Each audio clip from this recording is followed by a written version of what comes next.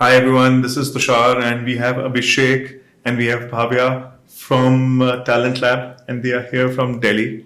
Yes. And apparently Bhavya has just come back from a boxing class. You can see that. With my hand, yes. Yes. So I've chosen to be a little away from her. No, but if you're boxing, please be careful with your hand and your wrist. So thank you for reaching out and thank you for traveling to Chandigarh and being here on this podcast. And I am intrigued because I want to learn more about Talent Lab and how it's associated with Stanley. And there's a big story behind it. And so over to you guys. First of all, thank you for having us, Tushar. This is wonderful. Good to be in Chandigarh, always is. Like the college city, beautiful. I think it's something about the city that makes me happy. So I'm always happy to be here. I'll start very quickly about Talent Lab. And we can't start about Talent Lab without talking about Stanley. Right. Now, I am an outsider to Stanley, so I will let Bhavya do the talking, what Stanley is, and then I'll add how did Talent Lab happen. Yes, I'll take over. So, first of all, thank you for having us. It's always nice to step into Punjab. It seems like a very fun city. It is. And as a fun person, it's always nice to step into a city like this. But I'm glad that, we're talking about Stanley and Talent Lab today, considering we want to talk about what luxury in India is, how PR is doing in India. So a little bit about Stanley Communications. It's an 8-year-old PR agency which started in Delhi. It's moved on to Bombay, Goa, and we've now opened in Dubai. So we are into that international space now, which is great. And I've been associated with the company for the last 5 years. I started as an intern, and if I go to my hiring story, it's super funny. But I started as an intern and now I head strategy at the company, taking care of the entire fashion, retail and luxury sector. And spearheading a team of around 30 girls, which include Delhi and Bombay. And it's always fun because who thought one day a girl with some dreams and aspirations could launch Valentino's first store in India. Oh, lovely. And it all started by just manifesting back in college. And one day I want to work with Emporio. And I thought I'll go study in Milan and study luxury brand marketing, but I ended up into the Stanley office with Emporio being my first client as an employee being converted from an intern. So that's a little bit about Stanley Communications, and the journey has been beautiful and I'll tap into it later. But I think Talent Lab came into play almost an year back, wherein we were trying to fill in the gap of what, I was lucky to have an opportunity to learn from the best in luxury PR and marketing. But is there an actual space that teaches you all of this? I don't think so. You need to be on ground to be learning all of this, and that's exactly what we wanted to cover here.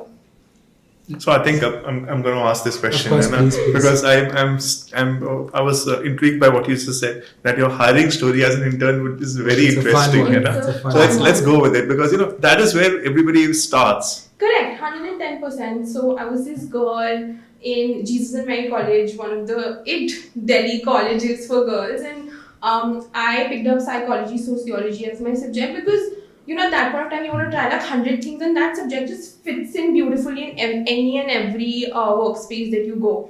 And while working there, I started interning with hospitals. I think I was telling her before this. Hospitals? Yes, because I was doing psychology. So I worked at Hands, which is a leading hospitals for mental illnesses in Delhi. Which started from sitting in OPD to going to a daycare and ended with IPD. And during IPD, I actually was sent into a room with 6 people suffering from, they were going through drug addiction. And when I learned their stories, I realized that, okay, it takes a lot more than just listening to their stories. You have to be emotionally strong. You should be able to give them third-person advice. And that's when I realized, okay, probably this is not for me. So I stepped back and I started working on my need of working in luxury and fashion space, because my dad is into interiors and my mom's a graduate from NIFT. So creativity just came naturally to me and I wanted to work in that space. Decided to go to Milan, started prepping. And then my help comes in and she's like, दीदी आपके जैसे लोग ना office में काम करते हैं same colony में और मैंने आपका इंटरव्यू सेट कर दिया आप जाके It's like how sweet of her to think of me like that. And Random, huh? Like random. Like you're looking for jobs, and here I've set this interview for go. I entered this office. At that point, it was just 13 girls. Spotted some school seniors there, college seniors there, and the moment I entered the room, it was my school senior taking the interview. She took the interview. She asked me questions, and I answered them. I was like, "But what do you guys do?" I don't even know. I just stepped in because it was just so kind of my help to arrange this, and rest is history. I'm sitting in front of you, working in the most beautiful space I manifested for myself. Did you box your way in?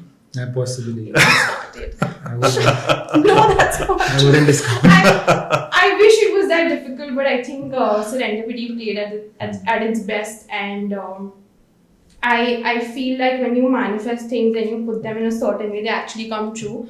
And like I said, I always was looking at jobs in Emporio or Chanakya, because the first step into luxury would be a mall like that. Who thought there was a space like PR agencies who work on back end and actually do all the work that you see there? And that's when this happened, and I was like, oh no, I was actually thinking about the wrong spot.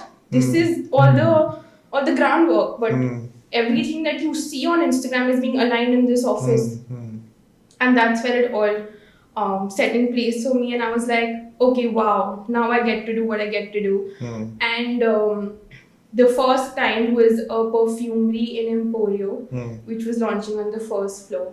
So I think manifestation had a big role to play in that for me. And by now, I don't think there's any brand in India that Stanley Communications has not worked on. Of course, from launching Valentino's first store in India, and then the Bombay flagship. We take care of Versace, Tots, Ferragamo, Bulgari. The entire Ambani event that you saw was executed by Stanley Communications, where Priyanka Chopra was at Antilla, and she did that entire event with Isha Ambani. It has just been a journey where I don't think, I can just say that, okay, I can't be selfish now. I've been able to work on some of the best brands, and now we take care of the entire mall in Bombay, which is Geo World Plaza, which is the hub of luxury now. So that has been my journey till now, for sure.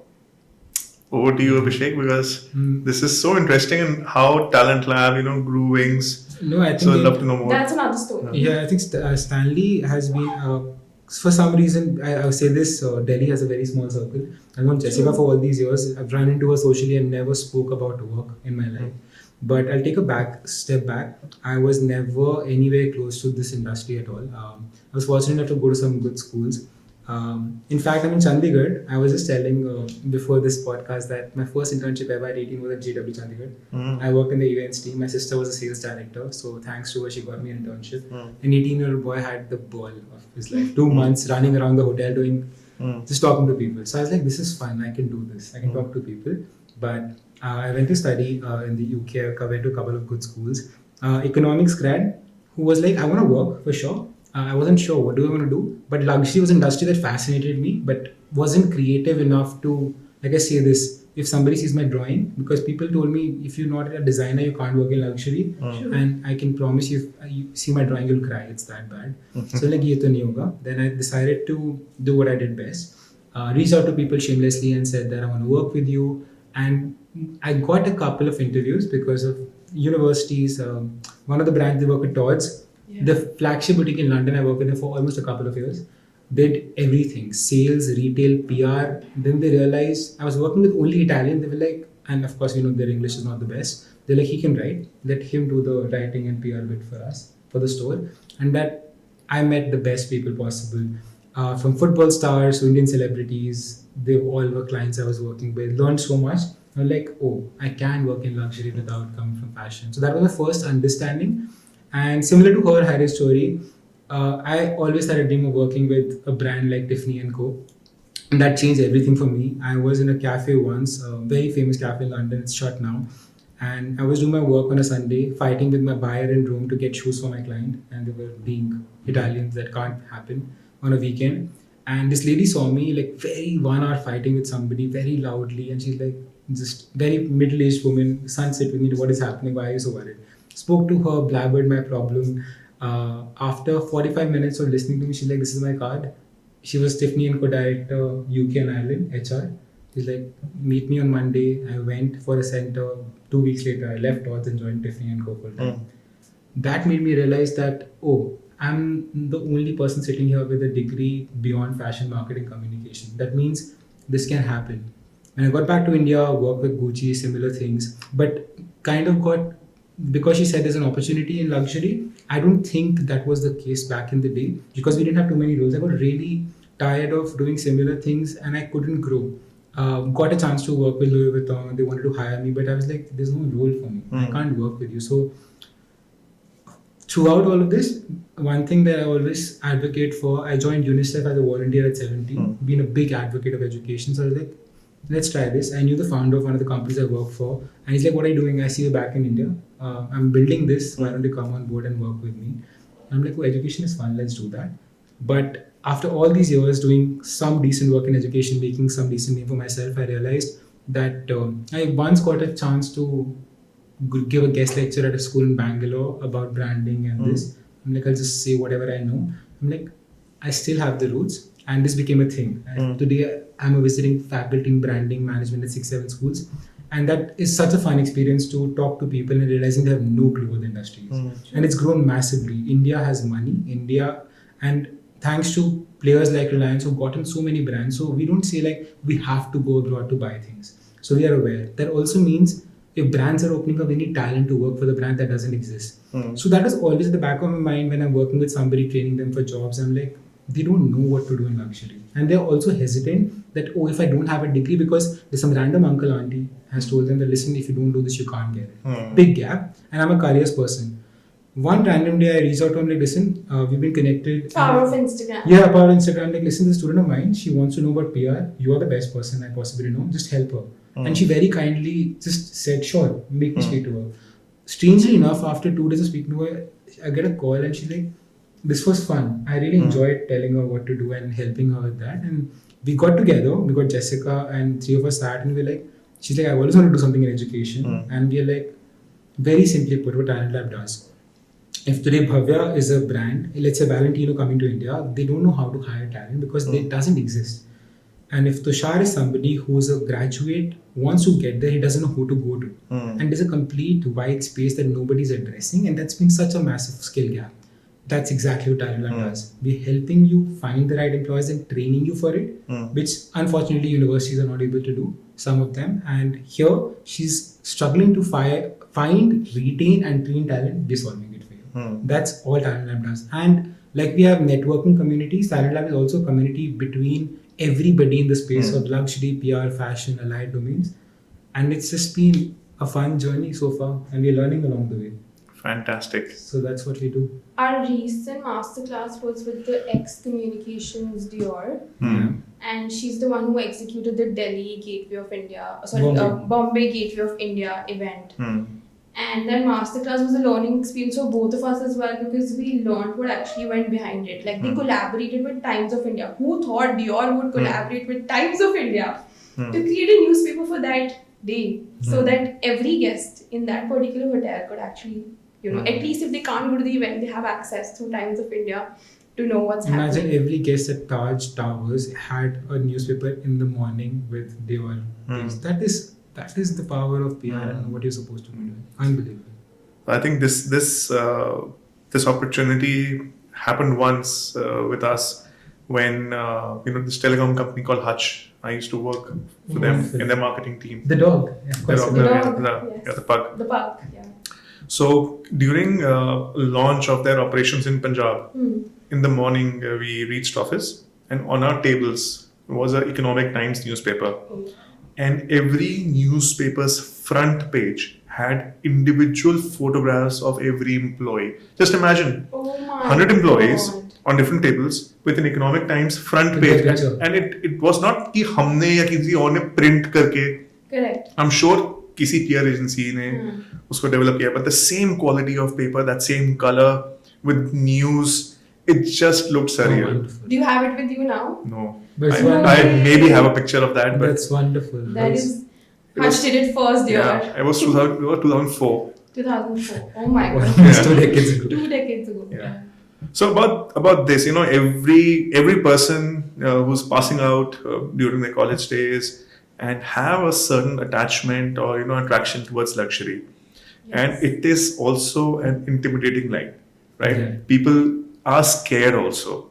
There was a point of time, maybe 25 years back, when people used to enter gates of a five-star hotel. They used to feel that Yeah. slight eeriness, uncomfortness being scanned. Correct. And even today, when they go to an It's Emporio or a Jio World Plaza or even a Chanakya, and they enter and see those brands around them, Yeah. and they want to enter that store, there's a certain scanning which happens. True. How do you, when you are hiring talent and you're training talent, so what are those things where people stop feeling that intimidated? Because that's a personal question from me coming to you. That how do you solve this, or this is trained? I think a lot of people who are coming to us are coming from places where they understand luxury. And that's what is setting the mindset right in terms of, okay, today I can make this certain purchase and I understand what the brand stands for, but I don't know where it's coming from. So one angle is that we obviously take them back and okay, hello, it's not just putting your credit card out there and buying something. Know what the brand stands for. One is obviously that, and for them that's a very big learning, because they're like, till now a luxury just meant to us was bags. This was one of the mentees we asked the other day a question that what does luxury mean to you? Bags. And we were just like, okay, no, we need to take a step back and we need to understand what actually luxury means. And I actually answered that saying, for me probably luxury would mean not to wake up at 6 o'clock or 10 o'clock in the morning and at a hotel to eat breakfast. So, like understanding the entire term luxury, and it has nothing to particularly do with money. Yeah. It's a mindset. It's an emotion, it's a mindset. Absolutely. So we take them back to the emotion and the mindset, and we understand that luxury could also mean something that on a daily basis you might be craving for, which has nothing to do with materialism. The decisions we can take, Absolutely. And what routes you are taking and what kind of direction you are trying to create for yourself in your life or in your mind. Like today, I think we tell a lot of our students that go sit at Chanakya and have a coffee, or just go sit. Yeah. You will understand the mindset of people who are actually rotating in that place. And the other day I was on a call with one of my Reliance POCs who works on one of the biggest luxury home care brands in India. And she was like, I got this person in Pune. If you look at her, you'll be like, Bhavya, don't get her to guest list the event. Yeah. She was not the most polished person to work with for a brand like this stature. But she made a sale of 80 lakh rupees in 2 hours. You can't judge people. You can't judge Exactly. people basis of how they look, what Right. they are wearing. There is a difference between new rich and old rich, which is something that Reliance They're has sitting in the taught me. right city for it, if I can. Exactly. You Just know, that difference. a new rich is a person who's coming from a space of insecurity where, okay, I've made an X amount, I'm going to spend it and show it all over me. An old rich person will be like, I'm comfortable. I'm going to buy what makes sense to me, even if it's not flashy. And that's where the entire concept of quiet luxury came into place very recently. So I think for us, while hiring, we try to understand if the emotion is right Or the intention is or right. the intention is right, and the person is willing to put in the hard work, because a lot of people come with the thought process that it's just a glam part here. We just get to chill, like we just get to interact with these fashion influencers, which is not true. You need to have your emotion right to be able to build a strategy. Otherwise, how will you gel in? Exactly. How will you generate? I'll just add to what you said and break it into 2 parts for you. The first question you asked was, how do you hire? I think simple answer for me, luxury is aspirational, is supposed to be. That's what separates a premium product from a luxury product, nothing else. I'll give you 2 examples that'll answer your question directly. When people come in, like I'll give you an example of India and London. The Christmas is the best time of the year to buy gifts, right? And I was a buyer, so my job basically used to be, what will people buy in London? I used to purchase from the American market for UK, looking at 7 stores. So I had to walk around and figure out ki stores mein kya buy ho raha hai. Tiffany used to have teddy bears. I sold 300 of them in Christmas. And they used to laugh ki how you're selling a Tiffany teddy bear. I'm like, because they're coming in with kids. That's all you're supposed to do. Just place it there, and it used to cost £300. That's not a cheap teddy bear. People used to buy it, right? So again, observation, correct? Second bit is, in London we have tubes, right? So once I remember this so vividly, 2 days before Christmas, this parent came in. He's a tube driver in London, and they earn decently well. And the guard at the Tiffany store asked him to leave. And I saw this, I got him, and I'm like, what do you want? He's like, my daughter needs a Tiffany pendant, I've been saving for it. I took him upstairs, opened a bottle of champagne, made him have that and buy it. It costed barely anything, and somebody came to me and they're like, why are you doing it? He's not a clientele. I'm like, he'll never forget. He's still spending on the brand. But the fact that you made him part of this brand, he'll never forget that experience. That's the second part. Luxury is aspirational, but experience is something. I wrote a thesis while I was in college. It was that the millennials today and Gen Z spend more on experiences than product. I buy a bag today. After 2 years, you might forget the bag or change it. You will never forget the experience of buying that bag and where you bought it from. I'll ask anybody to take an example.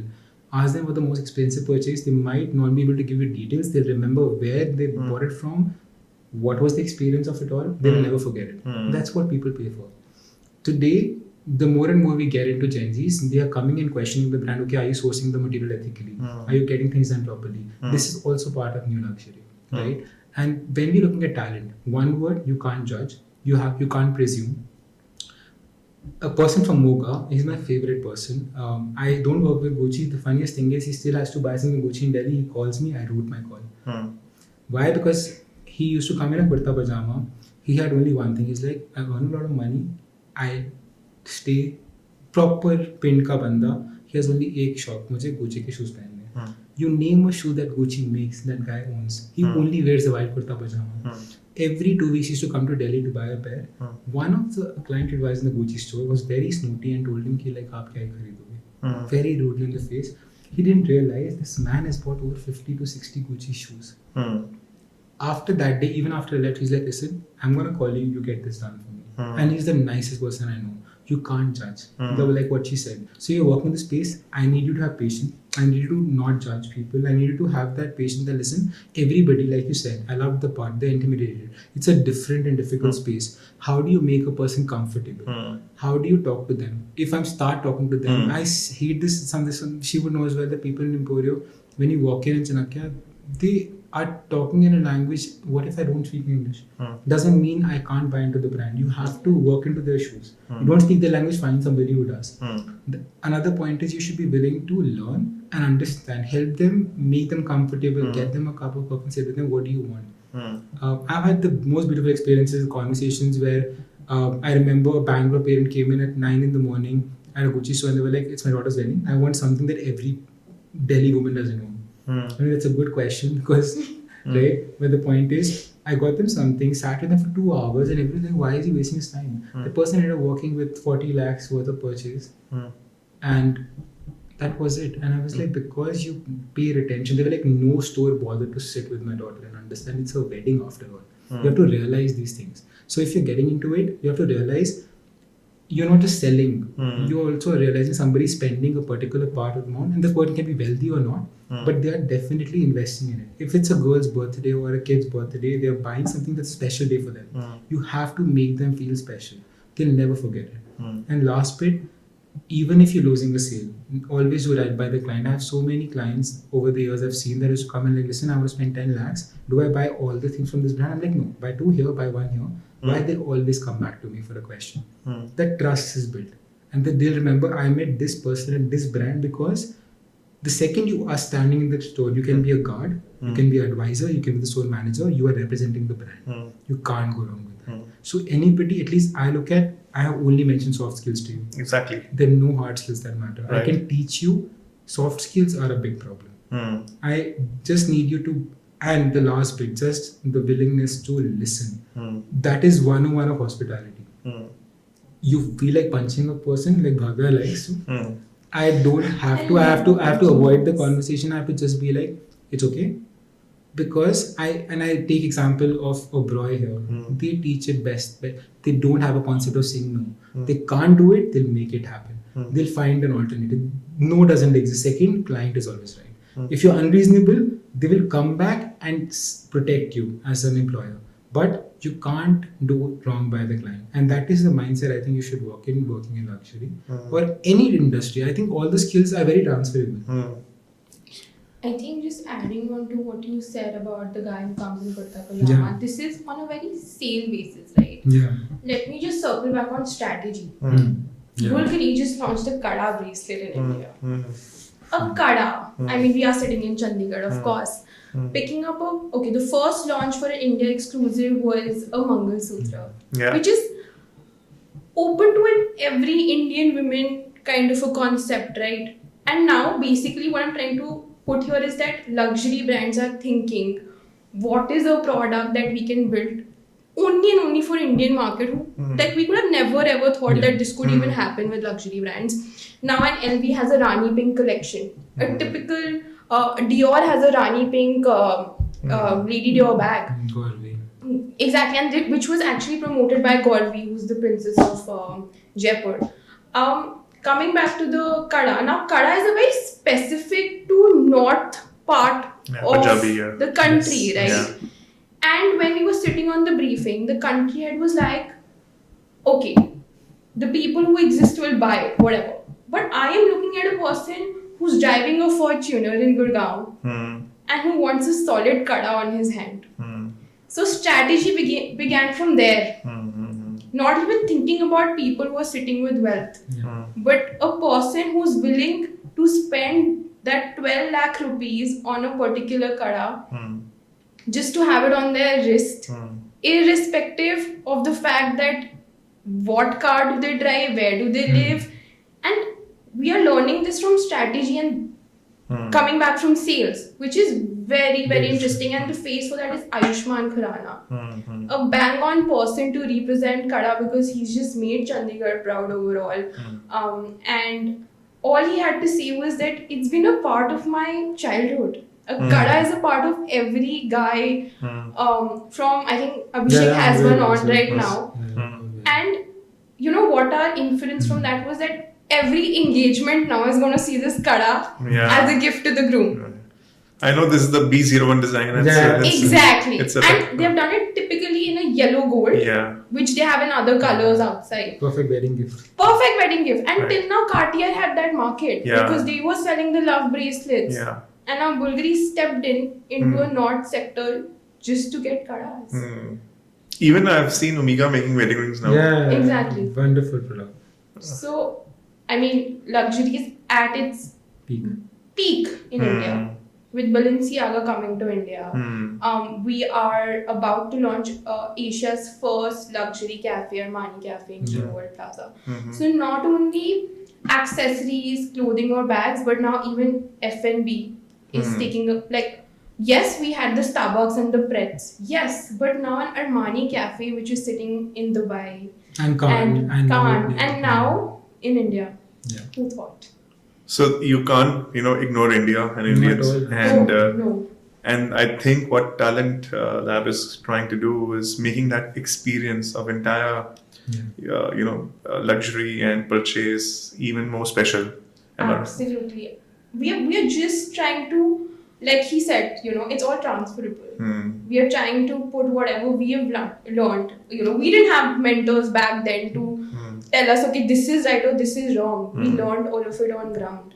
And we are putting all of that together for the next set of people who are joining the industry so that they have us as a backup, as a back-end support to know if they're going on the right path, what is best for them. And I think Abhishek could add value to this by saying that luxury is not just in Emporio per se. It's in even banking. Any experience. I'll give you this data, right? Amex. So if I look at the hospitality schools of Roy Step, Taj and IHMs, the third highest recruiter is Amex because they run the biggest concierge service in the world. And today, major hospitals are hiring from there as well because hospitals are also become like a Medanta will need those people with that finesse, right? So I think the idea that luxury is bound to a space is a problem. Second bit, airlines, I can't discount it. I think the highest paid employees at the entry level are always going to be airlines. If you want to work in hospitality, that's the best possible way. I'm working with a client of ours without saying the name. They're launching one of the British boarding schools in India. It's a 150 acre campus starting next year.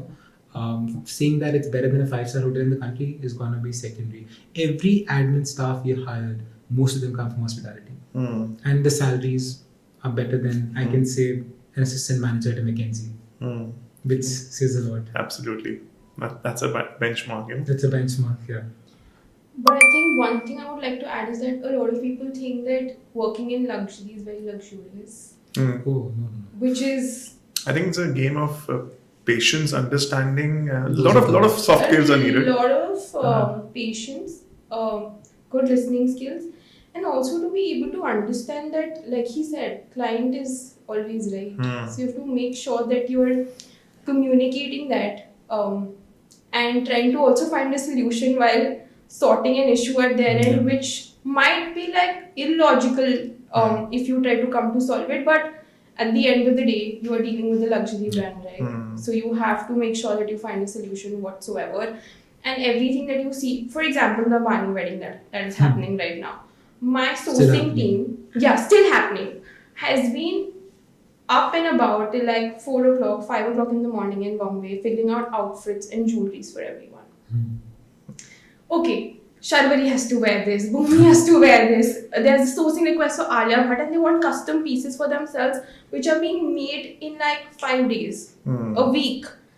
And the team has literally been on it because all clients want, how do I be a part of the Ambani wedding? And this is all, what you see is one image of an ex-celebrity on a Viral Bihani's page. But there are 100 people working hours. And I'm not just saying PR people. Deliveries, karigars sitting back at home, changing the designs. Everyone is working to create that one look you see on Instagram for 5 days. I saw this thing that they imagine there were no masters. Yeah. The wedding wouldn't happen. And that's the entire point of it.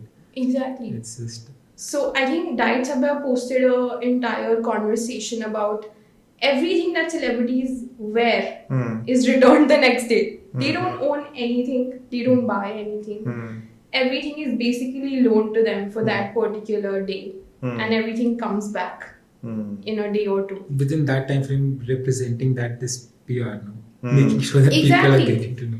And our job is not done once the celebrity is worn and posted an image. No.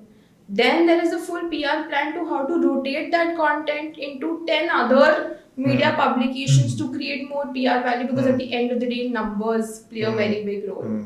So then you have to justify it through numbers that you did a good job with that particular look.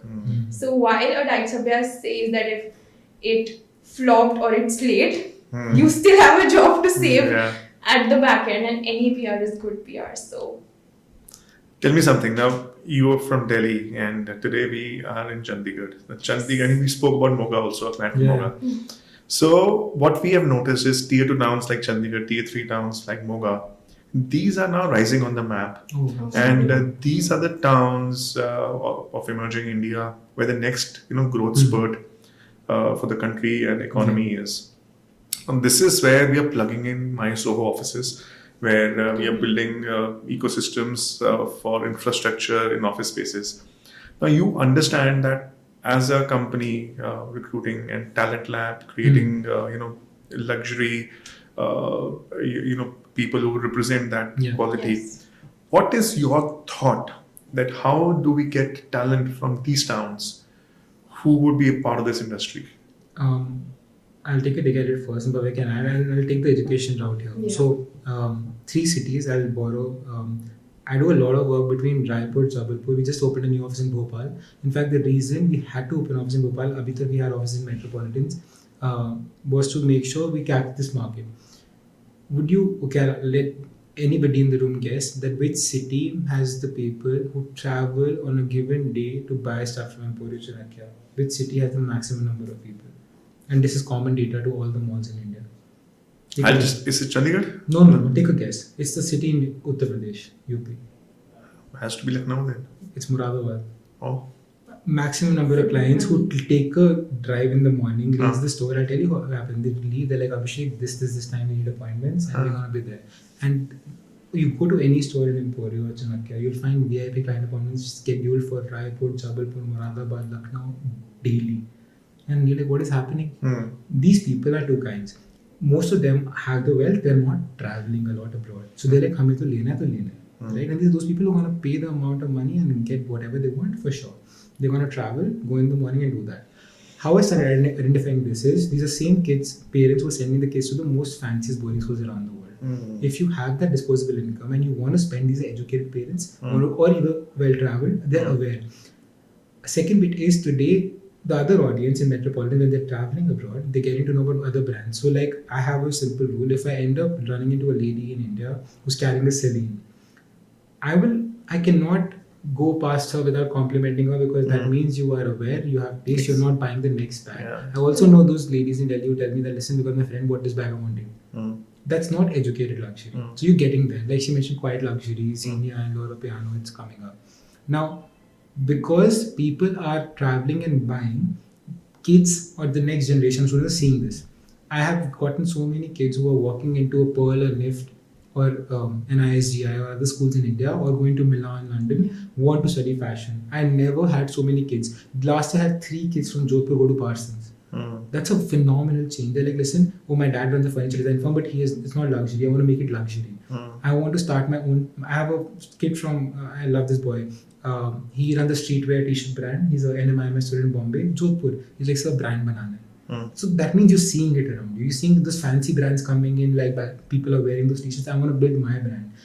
Because kids are seeing this, they're aware. They're already being prepared. What's going to happen once I get more people to buy and that reach increases, that basically is going to mean that these students are going to aspire and want to work in this space. So I don't think there's too much effort to be put from that end. It's going to be a pull effect. The only thing I can do, I think that's where PR comes in. Brands need to outreach. Sejal, we have a student, she's doing this in Jaipur. I'm sure they have a clientele across. So my entire Reliance portfolio is looking to work in cities like Agra, Ludhiana, Chandigarh. I think we're doing something for diesel very soon in the city, and it's going to be massive. So now what Reliance has done, they've developed this property called the White Crow. Now, they can't have standalone stores for everything in tier 2 cities, but they know that there's an audience there who travels back and forth to Delhi or Bombay to get their luxuries. So they've opened a shop-in-shop concept in tier 2 cities like Kanpur, Lucknow, Ahmedabad. Ahmedabad has a lot of money. Surat, Indore, it's one of their key locations with malls coming up there. And Ludhiana. Every designer wants to do a pop-up in Ludhiana. Of course. Every luxury brand wants to touch into Ludhiana. And what is our way of doing that? It's called a private review. So we identify a super HNI person who has that kind of a circle, who has that shopping power to throw money if they like something like Abhishek mentioned. And we get the right person to host that in those cities. While you don't have a store, we create an accessibility that you can shop right in your city through this exclusive way of shopping. And with White Crow, Reliance has already stepped in by creating a shop-in-shop experience where you can go and experience a Coach, a Kate Spade in just one shop. You know how you have Shoppers Stop for like all these clothing brands and makeup brands? Now you have that for luxury with White Crow and tier 2 city. So I think it's the ask of the current luxury market, because they know they have money in these hot spots. And another thing that we've learned is brides. The wedding industry. Now today what brides of these particular towns are doing is that they hire a bridal stylist. Now, why Bombay and Delhi influencers do well on Instagram is because they have a pan-India reach. Every girl is looking at them and being like, okay, I want this and I have the money to do it, right? So what they do is they hire a bridal stylist, and then that person takes them to an Ambavata, or a Kala Ghoda in Bombay, which are like hot spots in fashion industry. They call it the mandi. Yeah, it is. Mandi of designers. And they just enter the store and buy lehengas worth rupees 10 lakh. And trust me, when I talk about top designers like a Rimple and Harpreet, I think brides are coming to them left, right and center from these hot spots. So this is not even something that has been identified today. It's been going on for the last, I think, good 3-4 years, where they have understood that our market is beyond Delhi, Bombay or a Hyderabad or a Bangalore. Yeah. So to summarize, you take the brands to the cities, talent will be attracted and you'll find them. Like they'll come to you. They'll find a way to study. And the only gap I feel, I think, Tushar, to your question was, there's nobody training the talent. That's the Correct. biggest problem. I'll tell you a stark difference. You go to and try this whenever you travel next, right? Go to the same brand store in 3 different cities. You will be like, I see a major difference, the way they talk, right? Easiest brand, Tommy Hilfiger. You go to a Chandigarh, Ludhiana store, you go to a Delhi store, you go to a Bangalore store, the attitude of people working only changes. Absolutely. There was a terrible incident, I shouldn't be mentioning, but it is all, Spill it. there's no still legal thing. So, Bangalore opened Mall of Asia, and I've worked with a bunch of my students from Christ getting hired. Opened as a great massive mall. So they have a Victoria's Secret store. So this person they hired, I mean, they did not screen her because the person was, the HR head was like, it's Bangalore store, just hire. Pawned it over to a junior. They hired this girl, and this woman came in to Victoria's Secret, and it's a major brand, right? And it was the first one of the first stores there. So something happened, and apparently the changing room was not the cleanest, and she complained, and she said, call this woman, I want to speak to them, right? And the sales assistant requested, don't complain, because like it'll come down to me. And he's like, listen, I'm not reporting, I'm just saying that this is the basic thing you should do. She went and complained. This person came and attacked her, beat her up. They had to call guards to stop it. They filed legal action on the brand. Imagine their first stop. Now, when they did this, they realized that this person wasn't screened. This person was not stable. Who would attack her? Imagine who's fighting the case now? The brand is fighting the case. Imagine you getting people on board without training them, without scrutinizing them. That becomes a major problem. One incident like this, which is a major incident, can ruin the brand's reputation in the country. Now, mall is under scrutiny. Imagine the business that's impacted. So the entire point of this is, I have to try and understand that anybody coming in, are you even meant for this industry? That means rigorous process, identifying talent, and second bit is going to be that how do we find places to train them? I can't get people to metropolitans. Like you said, like for example, now the concept we talk about taking offices, now collaborating with people like that and be like, listen, how can we educate? Biggest example is what the cabin crew trainings do, Franklin. They are in every small city.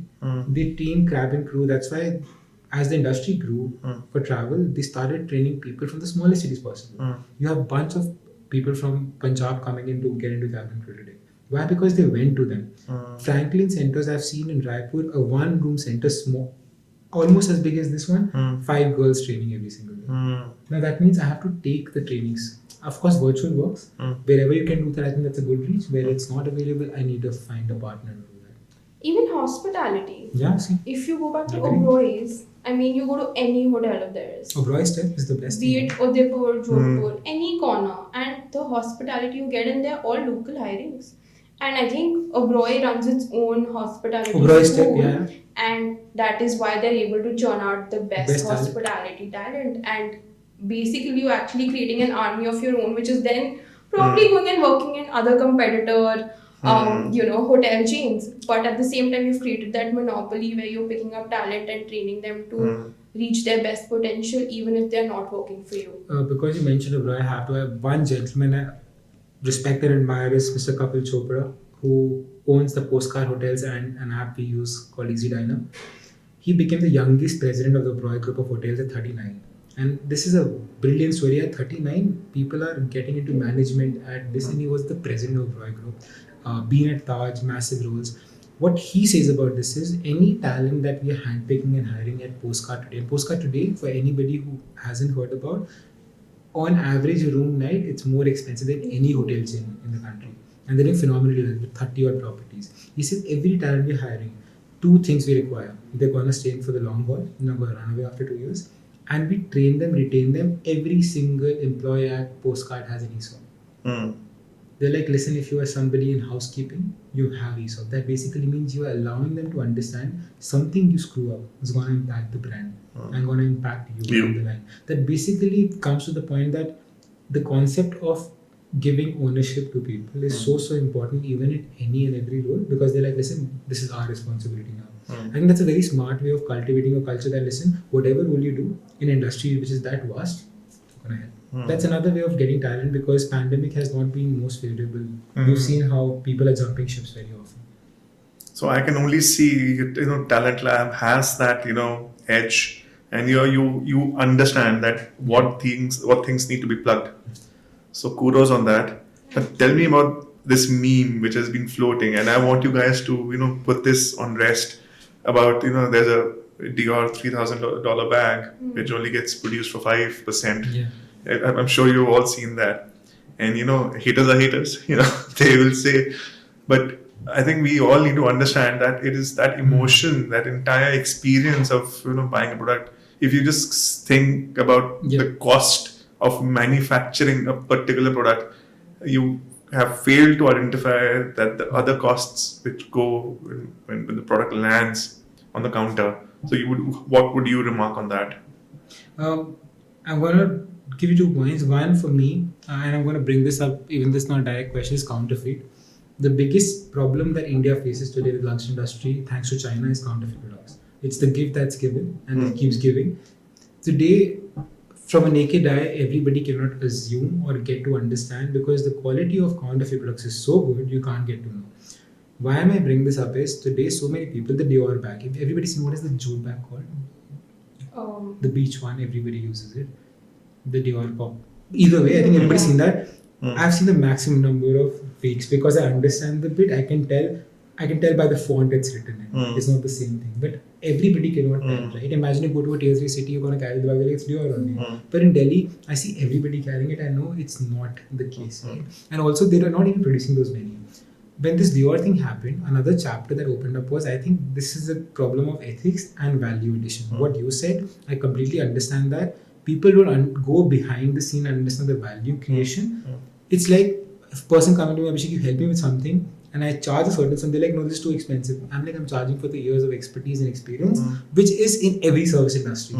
You can't haggle and negotiate with me. If you want to, that's fine. Similarly, because luxury is a product-based industry, here in this context with the bag, people are like, if this is being made for less than X sum, why you charge me 50X of it? Now, first of all, the data you have gotten may not be accurate. Now, I'm going to assume and take their word it's accurate. Now, the ethics standpoint comes in. If that is actually true, then it has to be investigated that has this been the case with everything, or is it a particular product? Because I can't generalize across the brand. Dior is a massive brand. LVMH is an umbrella of brands. They can't be doing it. Now, I'll give you a simple example. All the brands, especially because I work with the brands, we used to get a lot of clothes and uniform that we used to wear with the brands. The same Gucci shirt that you're buying for an X amount, I'm getting the same quality shirt in the team. It's just labeled differently. The quality is same. And I kid you not, I've worn at least the Gucci shirt for a year. I know it feels the same. The quality is the same. Now you're going to tell me that, okay, if the person in the team is wearing the same shirt, I wouldn't wear it. It's a Gucci shirt after all. The quality is the same. So people forget the quality is not being compromised. The play is the brand lying about the entire sourcing, etc. That is the question that everybody is asking. And Dior is not the only brand who's gotten this light. A couple of major brands got into limelight because of this and worked for somebody, they didn't work, they paid them off or figured. But I have only one simple take.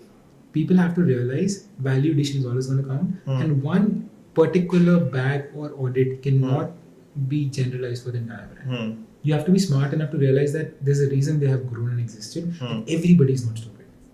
So that is the case, and again, I can be completely wrong about it. Fair enough.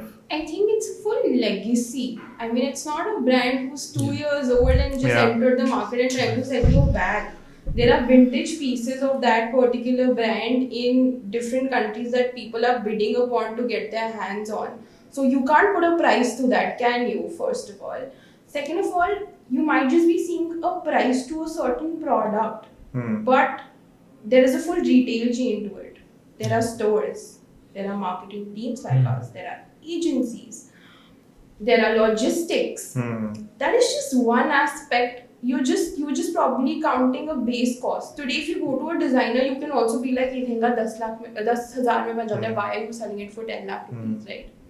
But it's the amount of time, effort, logistics, marketing, brain effort that goes into making a simple product into a luxury product. That is the art.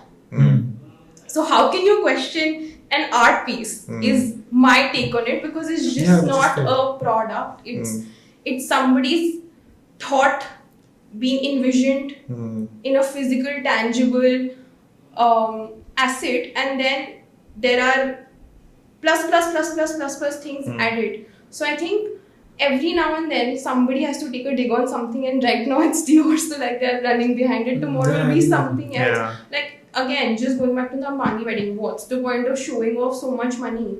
But if you think about it, it's all a business perspective. Done It's so pure well, business. curated so They well. have invited influencers. Hmm. They've invited international creators like Jules. Jules talks about jewelry pieces, and she's been invited to be a part of the Ambani wedding to show how much Indians understand luxury. Hmm. And to what extent? And Reliance is the biggest stakeholder of luxury in India. So they are actually trying to project to the entire world that, hello, you have a royal wedding that is broadcasted on BBC. Look what The royal wedding is supposed to a be. royal wedding is supposed to be. And all of the designers that you see today that all these celebrities are wearing, most of them are actually RBL brands. Yeah. Yeah. I think a handful of them wore Sabyasachi because after that thing came up, but till now you only saw people wearing Manish, Pardini, Tarun is Aditya Birla, Aditya Birla and Abujani, Abu Jani. Radhika wore Abujani, and these will all go back to the racks Hmm. and then will be priced in a certain way. And that is actually creating a value addition for their own brands. No, I mean, the thing what they managed to do with watches and Anand Ambani the last 6 months, that's also manipulating the watch market Yeah, in a big way. And watches and the event that happened this year, and I was so fascinated to see, and I keep a track of the watches, and I was like, there's something off here. Between Patek and AP, the amount of pieces they have sourced. In fact, the watch he wore at a wedding is one of the 10 pieces in the world. And I was like, imagine if he puts it in auction by mistake. There's no chance anybody can get it. So that's the point, right? And also, I was speaking at somebody's in Sotheby's in India. I got to meet the person on a flight, and it was like fun times ahead for us. We're going to curate the next auction here. We don't need to travel anymore. Absolutely.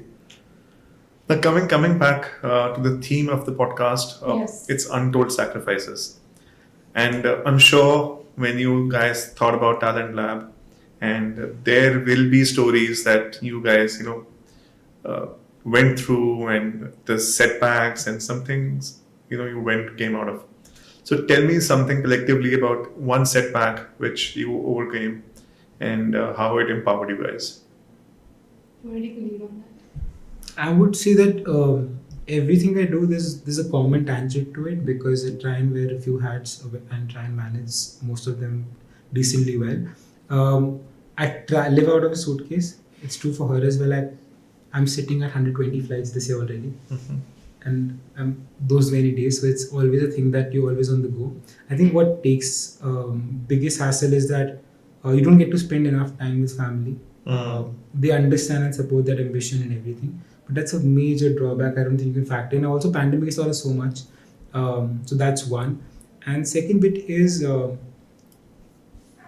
as long as I say you enjoying what you do, it's fun. But I've met people, and I'm seeing it in a more general way. I met people who are doing things, and after a point I see them not enjoying it. That becomes a hassle. So I think if you're picking up a battle, pick up the one you really enjoy doing, not this one. But yeah, the idea is, this has been the major concern for me, and just spending time with people you want to spend, and that doesn't happen, and the lack of consistency because of it over time. I mean, certain times you feel really guilty about the fact that we have a commitment, and I was just telling her, how do I do that this coming week?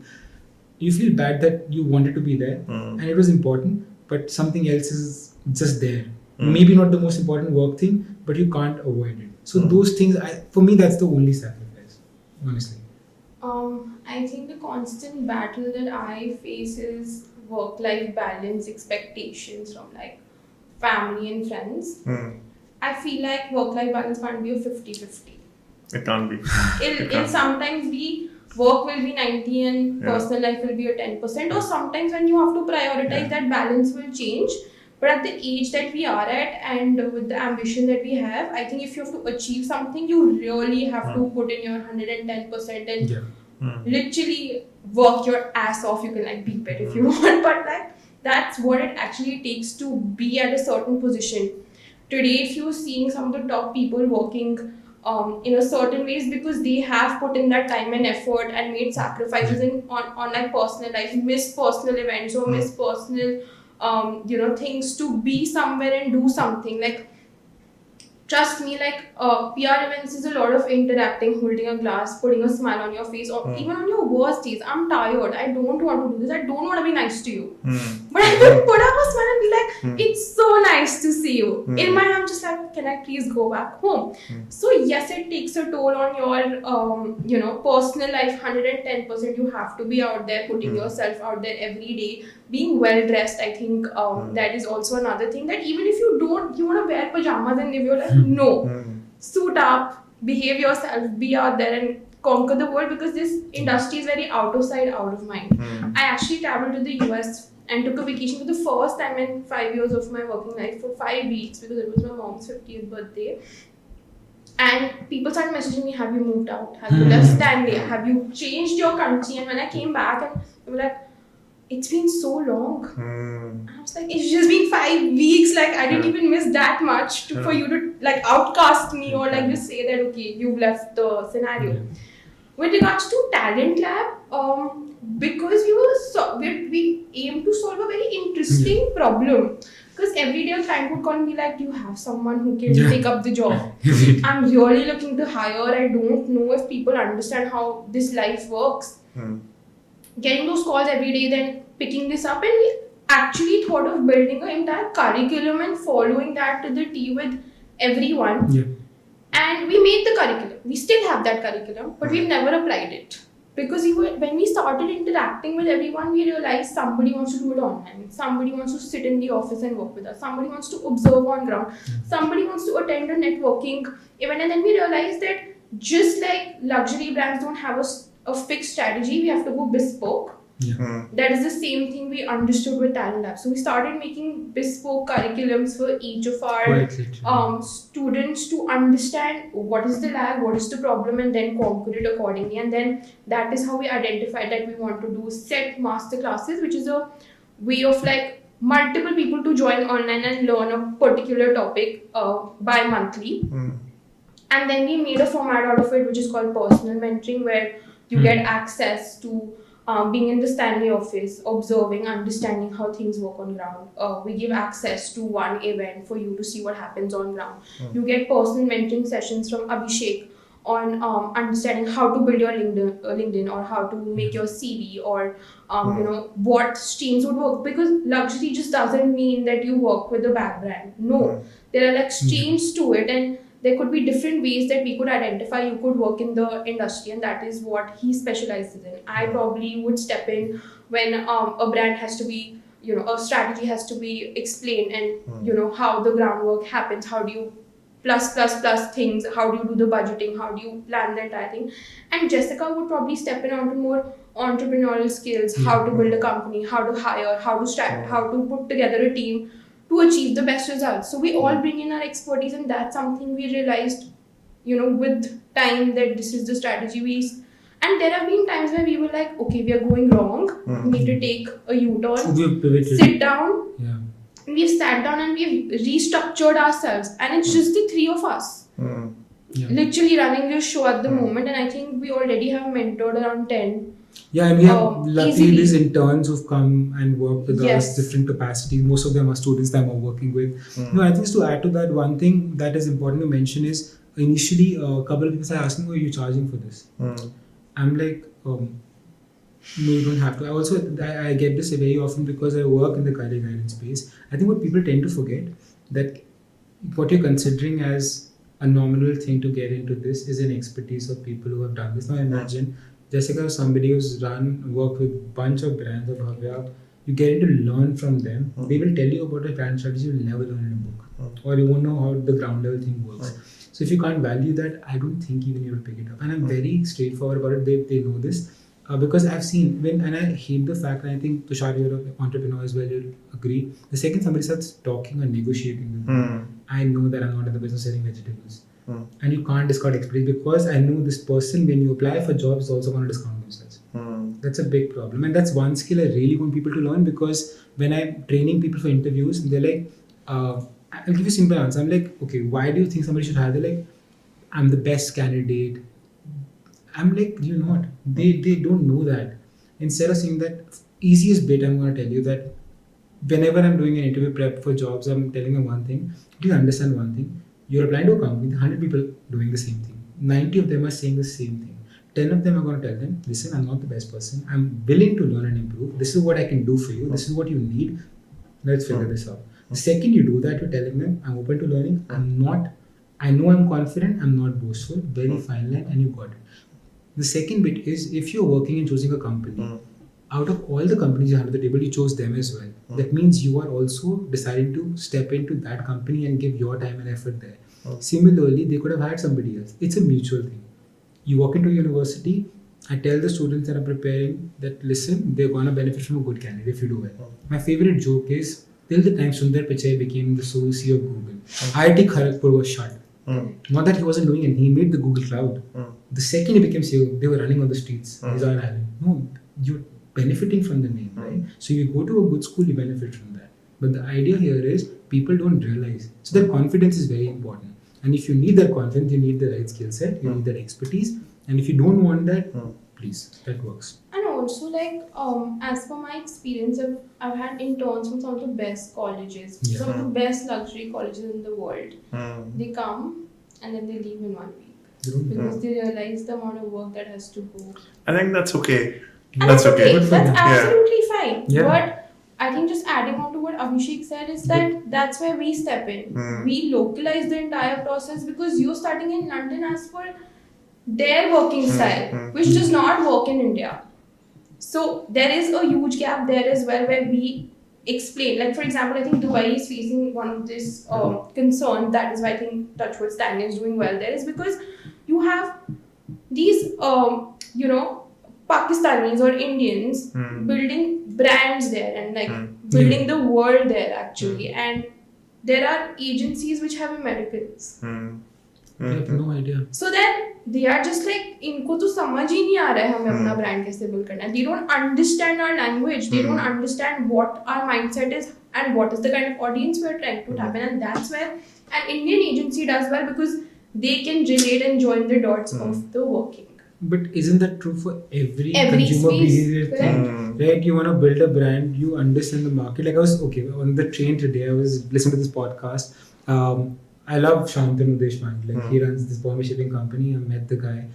There's this really fun brand. You should definitely use it. It's called Moxie. It's a very cool hair care product. And this former McKinsey partners left their job and got into it. They're like, listen, we want to fix the hair problem. What I love about the space is they were like, these are, we go to the US and listen, we're going to buy a shampoo, conditioner and get to India. They have orders of people saying that, listen, I'm going to go to the US for 2 months. I need to stock your product because I won't get something better. Now that basically means you've studied the Indian consumer much better, which of Head and Shoulders could have done it, but all the American brands don't. So that I think applies so transferable. It's as simple as saying that, listen, I'm going to start a restaurant. Like, there's a very famous restaurant chain. I'll give you an example, Jamun in Goa. I've been to the Jamun in Delhi. I recently went to Jamun in Hyderabad. I saw their menu. 70% is the same. 30% is a menu that Andhra Pradesh will appreciate. You can't sell the same menu that you sell in Goa to them.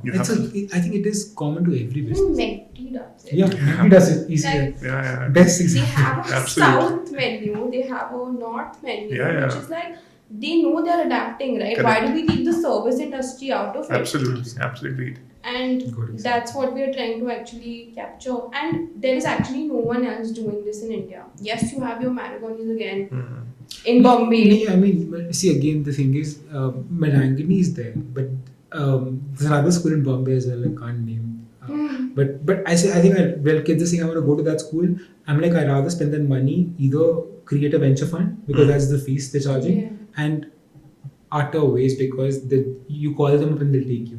But you're sitting in a classroom with people, and I'm very vocal about it because I've worked with those kids. Out of the 100 kids batch, they had 2 were like, "Acha school nahi mila, I'm going to go here." 98 are like, "Phone karke admission mil gaya." You're not going to learn about the industry. There's no hard work, so that's where the gap is. I think today we have just rubbed the surface about this industry, and there's so much more in depth.